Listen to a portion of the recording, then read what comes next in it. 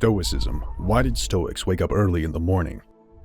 One morning in the middle of the 2nd century AD, the most powerful person in the world was awakened by his orderly.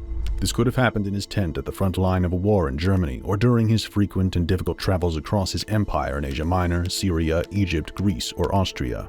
The sun was still hiding, and it was cool, dark, and quiet outside.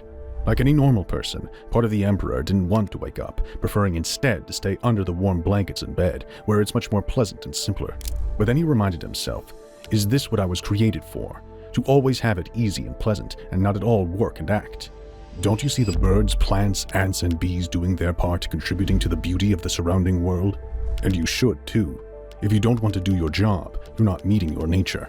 This passage, authored by Marcus Aurelius in Meditations, resonates with a similar internal monologue that many individuals experience every morning. As soon as arriving at work, the immediate desire is to return home. So it was surprising to read how the most powerful man in the world scolded himself for wanting to stay in bed as long as possible. The emperor reluctantly got out of bed and put his feet on the cold floor, just like all people do every morning. This diary entry, this advice, serves as a useful reminder to get up, stop being lazy, and start working hard. Ryan Holiday often said that the decisions made in the morning determine not only how the day will go, but literally who one will become.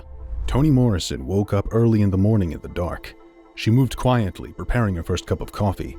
Sitting at her desk in her small apartment, as her mind became clear and the sun rose, filling the room with light, she began to write books. She repeated this routine for years, practicing this secular ritual used not only by writers, but by countless busy, purpose-driven people throughout all times. She stated that writers seek ways to that place where they can find inspiration, where they become conduits of information, participating in this mysterious creative process. For her, dawn was a signal to action. It was as practical as it was spiritual, because in the early days of her career, Morrison was a single working mother of 2 small boys. Her job as a magazine editor took up all her days, and the remaining time was filled with her children. By late evening, she had no energy left for creativity, so she could only write in the morning, those precious early hours between darkness and light, before her children would say "Mom," before a stack of work papers demanded her attention, before the commute to work, phone calls, bill payments, and dishwashing. In the morning, she was free and full of energy, her mind clear, all other roles seemingly non-existent at that moment. Only inspiration and art mattered. Here she was, recently divorced at 34, beginning her first novel. She was one of the few black women in an incredibly male and white industry. She was no longer a child, and yet, despite all her responsibilities, it was quite simple. Her children needed her to be an adult, as did her unfinished novel. To wake up, be present, give it everything one has. She did just that, and continued to do so even after the success of her book, The Bluest Eye, which gathered a host of positive reviews. Even after 10 novels, 9 non-fiction works, 5 children's books, and 2 plays, she earned herself the National Book Award, the Nobel Prize, and the Presidential Medal of Freedom. And yet, despite all the applause, she must have been most proud of doing it while being an excellent working mother. Waking up early is not exactly fun. Even people who have benefited from it all their lives still struggle with it. Thinking one is not a morning person is a common misconception. Nobody inherently is. People have energy for work, for relationships, and for themselves, and a disciplined person knows this and conserves it carefully. They know that 7 to 8 hours of sleep each night does not negatively impact their productivity and performance. On the contrary, it contributes crucially to better work. It allows them to wake up and use the most productive hours of the day before they are interrupted, before they are distracted, before the rest of the world wakes up. Hemingway spoke about getting up early because no one could bother him. But one can imagine those mornings when he suffered from a hangover or was exhausted from parties. Those days were not as fruitful. The idea that even some great people could have been even greater resonates. It was discovered that in the morning one is simply more confident before the day has left its mark. Like most people, it is realized that in the evening there is no creative energy left.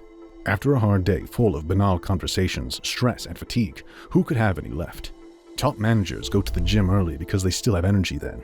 Jack Dorsey, CEO of Square and founder of Twitter, meditates every morning and then runs 6 miles. There's a reason why people read and think in the morning. They know they might not have time for it later. Get up and do it.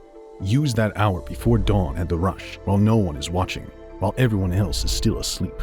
In today's world, daily routines have evolved from the simpler days of life, yet the habit of rising early remains a cornerstone. The foremost morning principle: avoid the phone.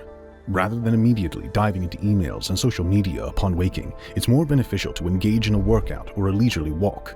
Following these, dedicating time to journaling helps in gathering thoughts. Subsequently, one should focus on accomplishing the day's most critical task.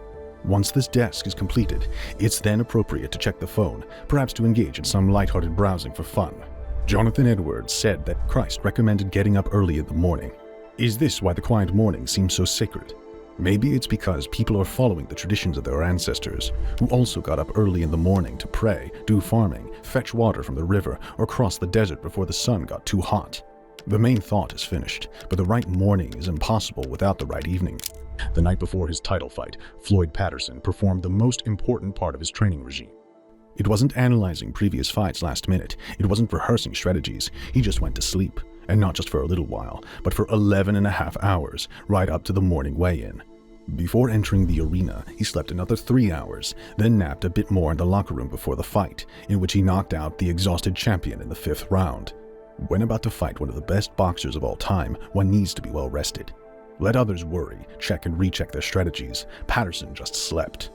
Not because he didn't care about those things, but because he cared about what was most important. The moments of maximum productivity are unlikely to come when one is exhausted, running on fumes, or dependent on caffeine. Getting up early to do as much and as well as possible is very important, but Toni Morrison couldn't have done it if she had played video games until 4 a.m. or scrolled through Instagram all night. And of course, the debates of Marcus Aurelius with himself about whether to stay under the blankets would have completely different meaning if he had fallen asleep just a couple of hours earlier. Coming home tired after a long day, preparing dinner, putting the kids to bed, clearing out the email inbox, one might just want to flop on the couch. But in reality, what is needed is just to go to sleep. This solves many problems. People are tired, so they don't want to work. They are tired, so they procrastinate. They are tired, so they need Red Bull, coffee, and pretense. They are tired and make wrong decisions that eat up time that should have been spent on what really matters. People say they're not morning people, but that's almost certainly because they were irresponsible and undisciplined the night before. The best way to master the morning is to master it the night before. Dante said there's no way to glory under the blankets, but the paradox is that one needs to get under them, just do it consistently and early. Seneca said every time one goes to sleep, they should ponder that they may not wake up the next day. Whoever has lived life to the fullest each morning wakes up with a profit. When it's hard to wake up, remind oneself of who they are. Remind oneself of the tradition and what's at stake. Think of Marcus Aurelius or Toni Morrison.